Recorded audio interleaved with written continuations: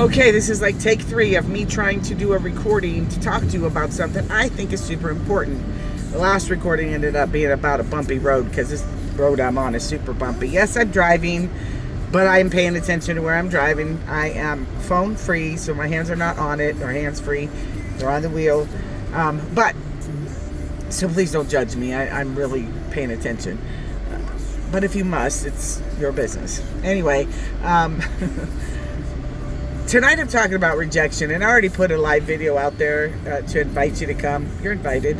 You don't need to pay to come. You don't need a hands RSV. You don't need any of that. Just show up. It's a deliverance service. And yes, we're in there to meet and cast out demons if need be, but really healing the soul and the body is super important. I think it's important to God. Jesus went around healing people. God healed people in the Old Testament through his spirit. So yeah, healing is a part of being a Christian, and it's real, and it's still happening today. And sometimes it's a process, and sometimes it's an immediate thing. But I want to tell you, if you are harboring a past sin in your life as a believer, as a born-again believer, and you're harboring a sin, like you're hiding it, it's launched inside of you, like you just don't tell anybody about it, then the devil still knows it because he hides in darkness, and he's going to use that sin against you. So I really try to encourage people to just share it all, get it all out, even if it's the first time and the last time, get it out. And here's why: because I've had so many people. I've had older women tell me they had abortions, tell me they've had affairs, tell me, really religious women tell me that they've had multiple partners, and that's hard for them to believe because of their age.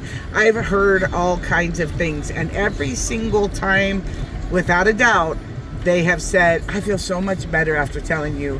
I've never told anybody this. I've had grown married men with children confess to homosexual attraction, confess to having been in the lifestyle, and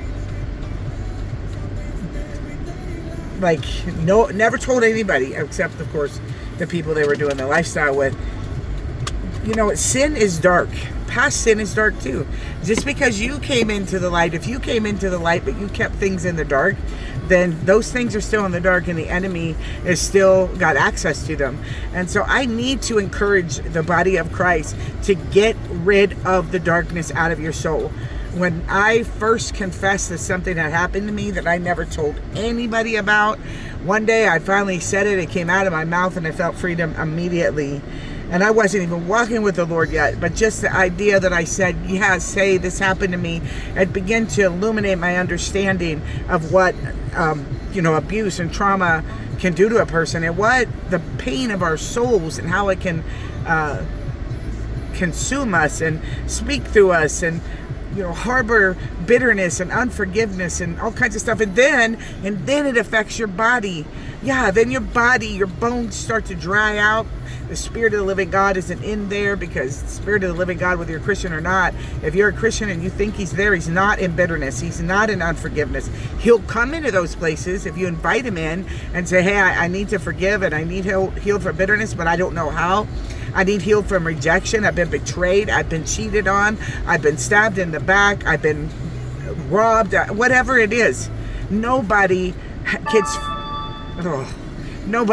free from this life. Nobody gets free without having some sort of, issue in their lives. It's the world that we live in.